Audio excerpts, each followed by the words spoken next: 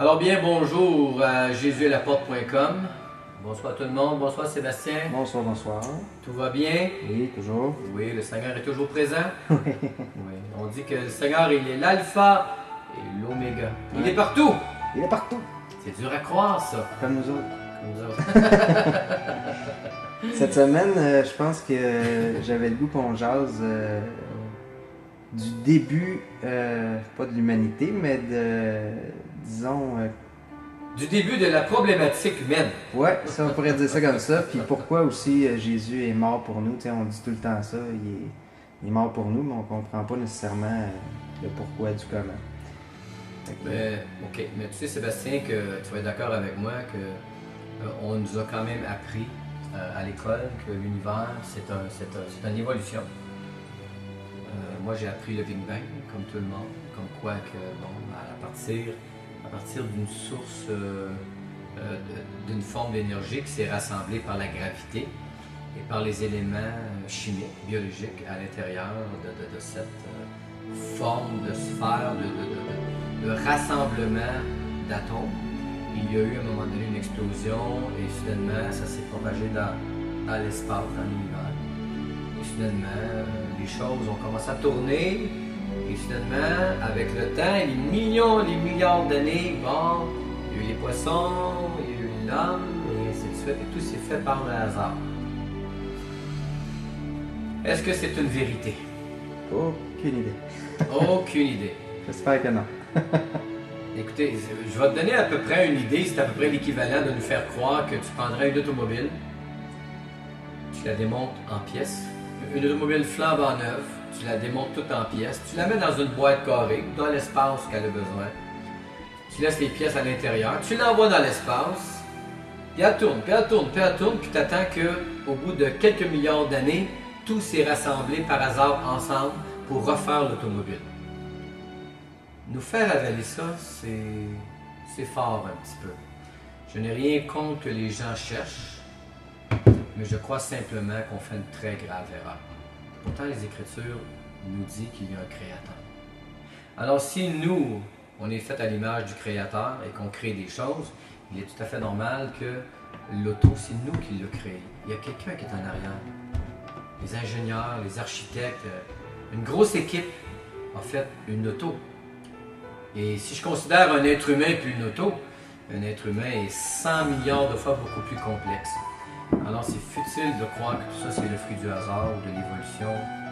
Alors, mais j'aimerais quand même peut-être sortir un point avec toi Sébastien. J'aimerais peut-être dire aux gens que ce n'est pas une question de psychologie ou une question de comment j'appelle ça psychique.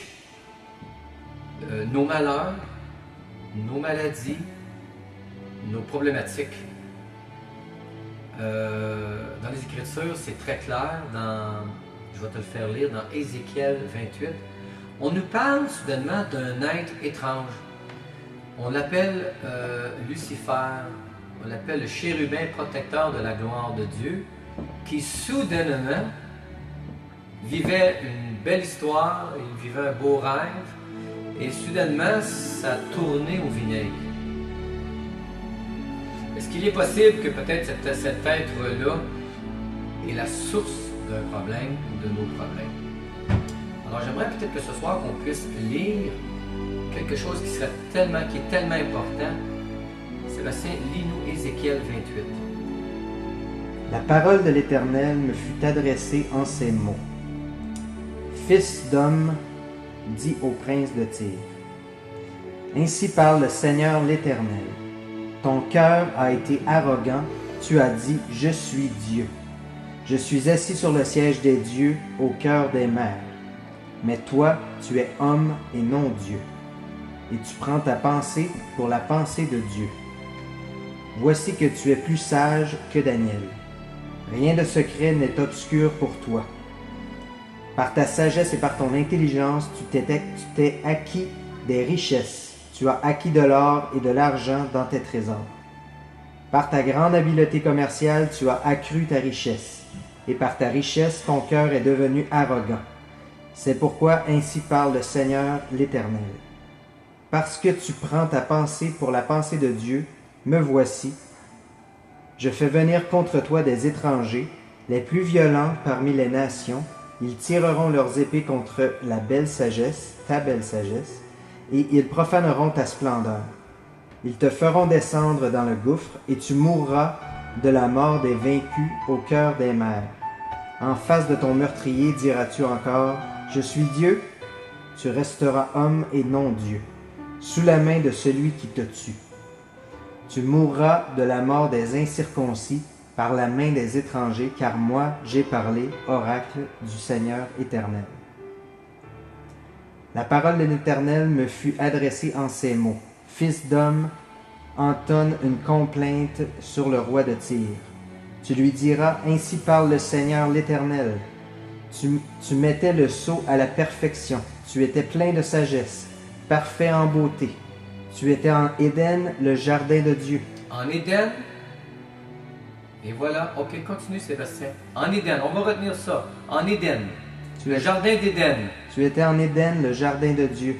Tu étais couvert de toute espèce de pierres précieuses, de sardoine, de topaze, de diamants, de chrysolite, d'onyx, de jaspe, de saphir, d'escarboucle, d'émeraude et d'or. Tes tambourins et tes flûtes étaient à ton service. Préparé pour le jour où tu fus créé, tu étais un chérubin protecteur aux ailes déployées. Je t'avais placé et tu étais sur la sainte montagne de Dieu. Tu te promenais au milieu des pierres ardentes, tu as été intègre dans tes voies, depuis le jour où tu fus créé, jusqu'à celui où l'injustice a été trouvée chez toi. On parle ici d'un être qui a toujours marché avec intégrité, et que soudainement, qu'est-ce qui se passe, Sébastien? Par l'importance de ton commerce, tu as été rempli de violence et tu as péché. Je t'exclus de la montagne de Dieu et je te fais disparaître, chérubin protecteur. Du milieu des pierres ardentes, ton cœur est devenu arrogant à cause de ta beauté. Tu as corrompu ta sagesse par ta splendeur. Je te jette par terre. Je te livre en spectacle au roi. Par la multitude de tes fautes, par l'injustice de ton commerce, tu as profané des sanctuaires. Je fais sortir du milieu de toi un feu qui te dévore.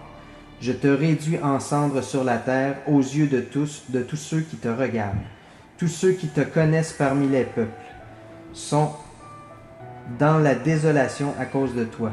Tu seras un objet d'épouvante, tu ne seras plus jamais rien. Ouh! Oui, alors je me demande de qui on parle ici. On parle d'un chérubin protecteur de la gloire de Dieu aux ailes déployées avec une gloire absolument immense. Et il était placé dans le jardin d'Éden où le scénario s'est passé là. Alors Sébastien, il va préparer Genèse 3 parce que justement, on va lire exactement quel est le même personnage qui c'était pas assez pour lui d'avoir déjà une gloire, déjà quelque chose. Il en voulait plus, monsieur plus. Alors, ça a été sa chute puisqu'il est devenu violent. Le serpent était le plus rusé de tous les animaux des champs que l'Éternel Dieu avait fait.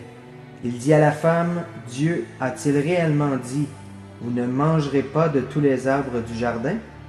La femme dit au serpent, nous mangeons du fruit des arbres du jardin. Mais quant au fruit de l'arbre qui est au milieu du jardin, Dieu nous a dit, vous n'en mangerez pas et vous n'y toucherez pas, sinon vous mourrez. Alors le serpent dit à la femme, vous ne mourrez pas du tout. Mais Dieu sait que le jour où vous en mangerez, vos yeux s'ouvriront et que vous serez comme des dieux, qui connaissent le bien et le mal. La femme vit que l'arbre était bon à manger, agréable à la vue et propre à donner du discernement. Elle prit de son fruit et en mangea. Elle en donna aussi à son mari, qui était avec elle, et il en mangea. Alors, merci Seigneur, merci Sébastien. Alors écoutez, avec les années et le temps, j'ai découvert, en lisant les Écritures et la Bible, des choses tellement extraordinaires. La Bible nous décrit exactement d'où viennent nos problèmes, le pourquoi que dans nos cœurs ça ne fonctionne pas, pourquoi on est troublé, on ne dort pas, on n'est jamais satisfait, jamais content.